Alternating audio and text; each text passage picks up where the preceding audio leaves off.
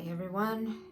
In this video I'm going to be showing you the difference between a single threaded and a double threaded needle.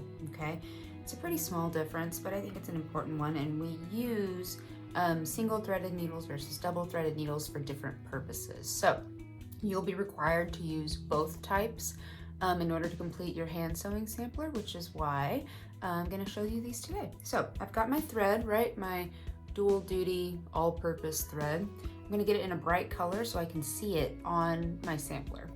So I'm going to take some thread. You don't need a ton, just something that's almost like the width if you were to open up your hand slightly. Something like that is about enough thread.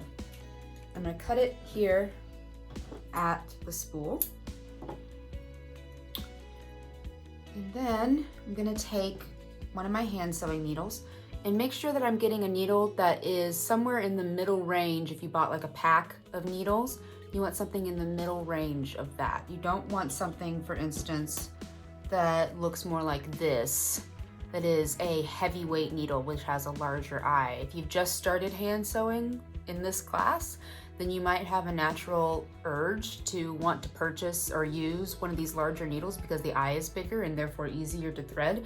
However, we don't want to puncture our fabric with a huge thick needle like this. This is a heavyweight needle and it's meant for tougher fabrics than what we're using.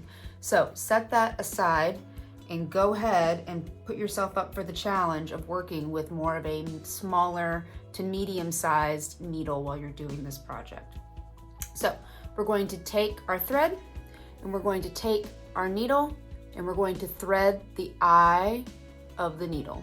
Okay, so the eye is the circle that is on top of your needle. So a lot of people have different ways of doing this. I personally just stick it on through. And then we thread our needle. So now I've got my needle threaded, right? I'm gonna hold the needle in one hand and I'm gonna pull that tail down now so our tails are meeting, okay? Drop the needle portion, and now we're gonna tie a knot in these two tails here. And again, there's a lot of different ways to do this. I wrap mine around my pointer finger, get a little loop, and then I push the tails through the hole and tie it off like that, and I get a knot, okay? The goal is to now do that a second time and have your second knot sit on top of your first, okay? So that can take some practice, but you do want to have two knots sitting on top of each other, okay? So now I've got this tail here, right? These little excess pieces. In order to do a single threaded needle, I'm going to separate the two sides of my threads, right? I'm going to pull them apart like this. Make sure your needle's kind of hanging down at the bottom, almost like a counterweight. And I'm going to take my scissors and I'm going to cut to one side of my knot, okay? Cut to one side, all right? So now, grabbing my needle again, I've got one side that has the knot on it and one side that's open. So I'm going to flip it back up, so I've got my needle facing up again. And now I'm gonna pull the knotted side down until my unknotted side is about a third of the way or half of the way up the length of my thread. Do you guys see how that's hanging loose now? So now I can sew like this. What I'm gonna do, which is a little different from a double threaded needle, is I'm going to kind of hold, make sure I've got my thread pretty well secured in my grip. Right, so it's opposed to sitting like this, I'm gonna kind of grab it like this, okay? Because I don't want, while I'm sewing, this smaller side to come out of the eye of my needle, right? I want that to stay there. So I'm gonna kind of grip it just to make sure I've got a good handle on it, but then I can sew just like this, okay? So that is a single threaded needle.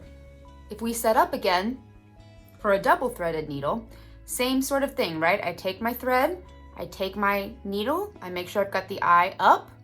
I'm going to thread the eye of the needle, like so. Double threaded needle's a little bit easier. I'm gonna drag it all the way down again to the bottom so that my tails are meeting each other. Flip the needle again so it's hanging down at the bottom. tie this edge off, tie off my tails just like I did before, putting one knot on top of the other.